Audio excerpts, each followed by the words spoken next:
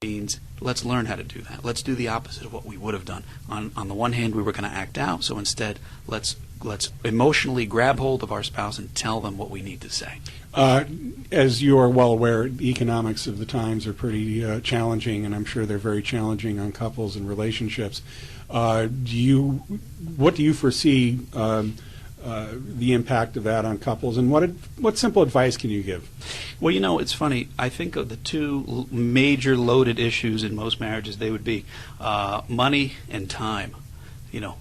I think one of the things I really believe, and that's in the new Don't Get Married book, is that once you get married, neither of those two things really are your own anymore.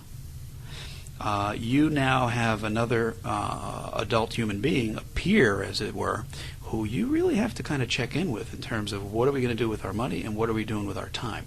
You really can't just say, honey, we're about to leave work and I'm going out to happy hour. Well, you could if you have sort of an agreement like that. But in many cases, that will lose what I call emotional credibility with your spouse. By the way, emotional credibility really consists of two things. It's a term, again, that I've coined, and it means trust. And I don't mean macro trust, by the way. This isn't the big trust like the examples we were just talking about, infidelity or drinking, drugging, or things like this. Micro trust means, can I trust her or him to call me at times like this? Can I trust them to talk to me about things before they decide on doing them? Or are they really going to sort of disappoint me and betray my trust in them? So emotional credibility equals trust plus another element, which is called, you can call it likability. Do I like them? Do I like my spouse? Not again. We're trying to go away from the true love, in love. I'm not in love, but I'm in love. How does it go? I love them, but I'm not in love anymore. I don't know. I never played the song. So I didn't. But we're trying to get away from that because it's a setup for disaster. And, over 10,000 hours of individual and couples work with people have taught me this. And so instead we're trying to move towards concepts like emotional credibility. Does my spouse like to have me around because I'm trustworthy? Or do I enact my childhood impulses without checking in with them? I don't communicate. I don't listen to them. I don't validate their feelings. Then you're going to lose emotional credibility. I even have a point system in the book about that, emotional credibility points, EC points. Am I losing EC points or am I gaining EC points at any given time, any given day? Just for one quick example, if I'm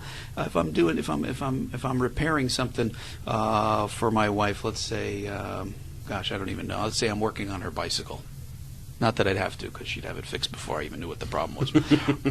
But let's say I'm working on her bicycle. But as I'm working, so here's the thing: I'm working on her bicycle, and so I'm gaining emotional credibility points. I'm doing something nice for her that maybe she doesn't have time to do, or doesn't know how to do, or really would rather have me do. So now I'm gaining EC points, emotional credibility points, right? Mm-hmm. Now, what if as I'm working on the bicycle, I'm, doing the old swearing thing. I'm like, oh, this blah, blah, blah thing, and this blah, blah, I can't, I can't imagine you ever doing that. No, absolutely not. My halo is too big. So imagine that I'm complaining, or even I'm just kind of subtly making little digs like, I could have been done and could have been with, doing this or doing that or whatever. Any negativity that I'm spouting out while I'm doing that favor you'll have a net loss of emotional credibility. I would think so. So it's like you gained 100 points by working on the bike. You lost. I remember one time I asked somebody in my office. I'll keep it vague, obviously, for privacy purposes. But I asked the person one time. I said, "How many points did he gain doing that?" And I think this person literally said 100. And I said, "But by the comments he made, how many did he lose?" Now, mind you, I'm sitting there waiting for this person to say he lost all 100, right? She says he lost 200. So this is what we're at, folks. Because then you feel like you're imposing on somebody. You feel like you're imposing. And how could we really trust somebody with ourselves, including our needs, if we're feeling like we're either imposing on them or we can't really trust them to handle helping us? That's what we want to change. We want to be able to make this relationship, meaning marriage, a heck of an emotional investment where that person becomes really valuable to you because you trust them and you really want to have them around. Yeah, well, I'm very happy that I'm in one of them, and I'm assuming that you are too. Awesome. Yeah. Yes, we are too. It took work, though. You got to work on these things because, again, most of us fall into the category, almost everybody I know, really, of first you fall in love, you have, quote, true love, you have idealization, and then what you have after that is disappointment, resentment, contempt, as you devalue each other. And that's a really rough ride. But if you hold on, and you read my book, of course, then you come out the other end really with a partner that you can trust in very important, sometimes subtle, but very, very, very fundamental ways, and somebody that you really never want to lose. The book is called Don't Get Married Unless You Understand a Few Things First. Where can you get the book?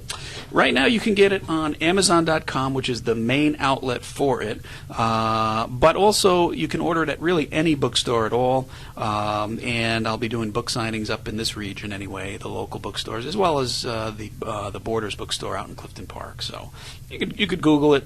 You could Google lvacnation.com. That's LVAC. Nation, one word, .com, and you'll learn all about my books. Do me a favor, when you do the book signings, can you send me an email and I'll post it on the website? I will absolutely do that. I'd be happy, in fact, to do that, John. Thank you. And you have a website? Yes, there's the LVAC Nation one, which is, again, LVAC Nation, all one word, .com, no space between LVAC and Nation. And then there's the other website, which is drferraioli.com. That's DR, no period, and then FERRAIOLI.com. Dr. Anthony Ferraioli, psychiatrist, thank you for coming on our podcast. This has been the Modern Medicine Podcast. We're hopefully going to have many more. And please come back to the website, www.albmed, for many more. Thank you, and have a good day.